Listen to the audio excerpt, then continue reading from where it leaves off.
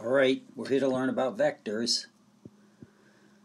Vectors are quantities that have magnitude and direction.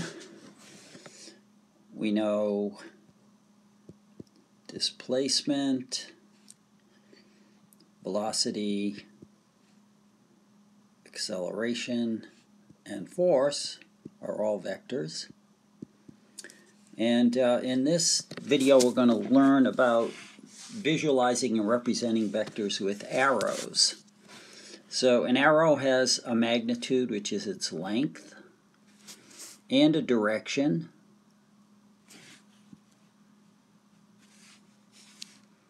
And that can be used to represent any quantity. So let's think about displacement vectors. So I walk 400 meters east, 300 meters north, and what is my displacement? Here's my start position. Now we can't call this X and Y, so I'm going to call this like R. Just give it the name R. So this is R initial, this is R final, and the change in position is, as we know from last week, the final position minus the initial position. And so here is the final position, here's the initial position, and this is my displacement. This is the sum of these two displacements. When I do this and this, it's exactly equal to or equivalent to somebody doing that. So if I put this vector in and call it vector R for the resulting vector, and I'll put a little vector symbol over it so that we know that this is a vector. And I'll call this, let's go back, put some units in here, call this vector A, put some units in here, call this vector B, and so we can say that the sum of A plus B is equal to R. That's vector addition. So if we add the 400 and the 300, we get 700. But if we measure this distance, so I put a ruler on here, or say I want to draw this graphically, I draw this, say, 4 centimeters long, 3 centimeters long, that's my scale. This will be 5 centimeters long. Or alternatively, you can see that 400 squared plus 300 squared, take the square root, that's the Pythagorean theorem, would give me 500 meters for this displacement, the length of that displacement. And why did I do that? Because east and north are perpendicular, so this is a right triangle, and so I could use the Pythagorean theorem to get this value, right? A squared plus B squared equals C squared. That's what I did. Okay, what's this angle? So my resulting vector is 500 meters, but in what direction? So I need to get this angle. So how do we get that angle? Well, I see I have a right triangle, and this I calculated, but say I didn't know that. I know the 300, I know the 400, I want this angle, this is opposite, this is adjacent. Okay, I'm going to use the tangent function. So I know that tan theta equals opposite over adjacent, and so I can get the angle theta by taking the inverse tan of the opposite 300 meters over the adjacent 400 meters. Notice the meters cancel. And 300 over 400 is 3/4 or 0.75. And when I do that on the calculator, to three significant figures, I'll get 36.9 degrees. So this is 36.9 degrees. Let me just write out here how I got the R. So the way I got R, and when I write it that way, you'll notice the notation, that's the vector R, but I just want the length of R, the magnitude. So what that's equal to is it's equal to the square root, in this case, of the A vector squared plus the B vector squared, because they're perpendicular. We'll change this equation a little bit later, so it'll have a slightly different form. Okay, I'm going to pause the video and come back in a minute. Okay, I collapsed what we had just written, and I'm going to give you two vectors. Notice I'm giving you A 400 meters again. It's a displacement vector, but this time it's at 40 degrees from east, or the x-axis. And the vector B is still 300 meters long, same magnitude, but I changed its direction to 150 degrees. So this is what I would like you to do. I would like you to do a vector sketch and try to solve this problem graphically by sketching this out. And I encourage you to just try and do it by eye, but you could do it on a piece of paper with a ruler and protractor. So in case you don't know what I'm talking about, draw a vector at 40 degrees that has a certain length, and then head to tail, draw the second displacement vector shorter, like 3/4 the length of that one, at an angle of 150 degrees, and then see what the answer is, and from your figure, guess the answer. So try to do that, and if you can't, just wait and I'll show you how to do it. I'm going to pause the video for a second while I do it.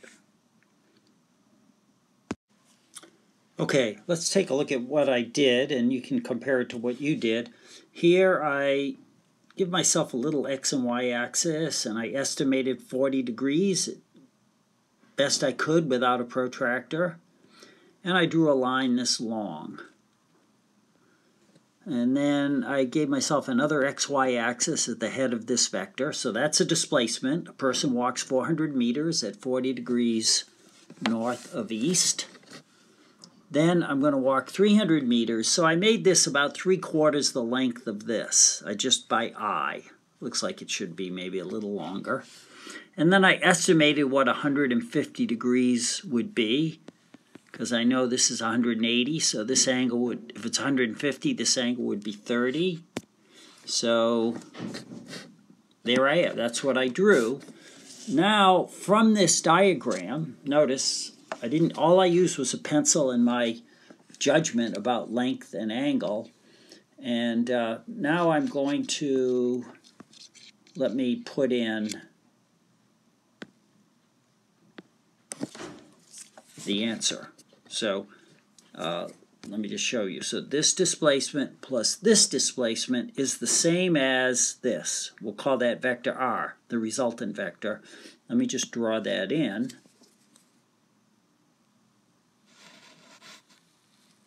Whoops, not very lined up very well.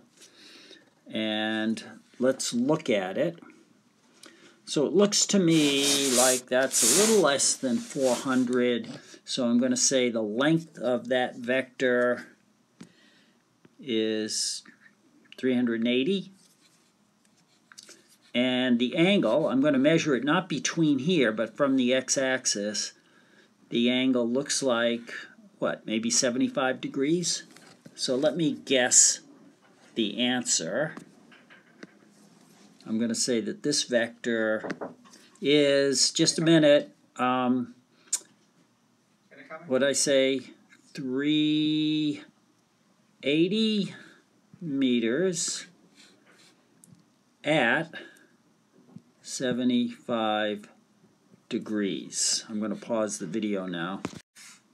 Okay, so we just solved the problem graphically without a ruler and protractor, so I'm not expecting this to be very accurate, but let's see how good it is. So take these two vectors and now use the component method to find the resultant vector. I forget to label that R. Find the resultant vector of A plus B. Do that using the component method. And if you don't know how to do it, you can just continue to watch the video and see me do it. But if you know how to do it, try to do it, and then you can compare your answer with mine. So I'm going to pause the video now. Okay, let me give you a halfway explanation. So on your equation sheet, you'll see these 4 equations. And I'm not going to explain them right now, but this is the equation for getting the x component of vector A, and this is the equation for getting the y component of vector A. And these are the 2 equations we'll use to get the vector after we've added the components. So let me just say a word about these 2 equations. So if I take vector A, let's get my pen back.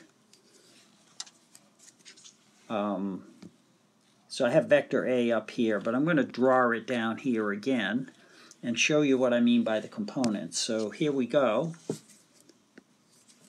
Here's a larger version of vector A. And what the x component is the part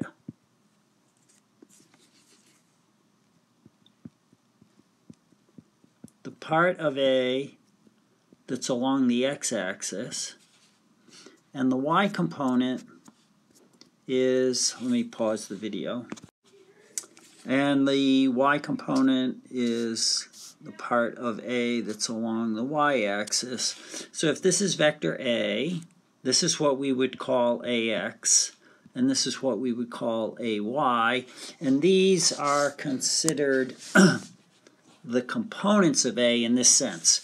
Here's vector A. If I go along the x-axis this much and along the y-axis that much, I do the exact same thing as I do A. So that sense, AX plus AY equals A, and so these are considered the components along the 2 axes of A, and that's what I'm going to put in the table here. And then I'll do the same thing for vector B. So B kind of went that way, and it'll have an x component this way and a y component that way. So let me pause the video, and you can do those calculations if you haven't already done them. So I'm going to pause the video. Okay, you can check your results here. Is this what you got?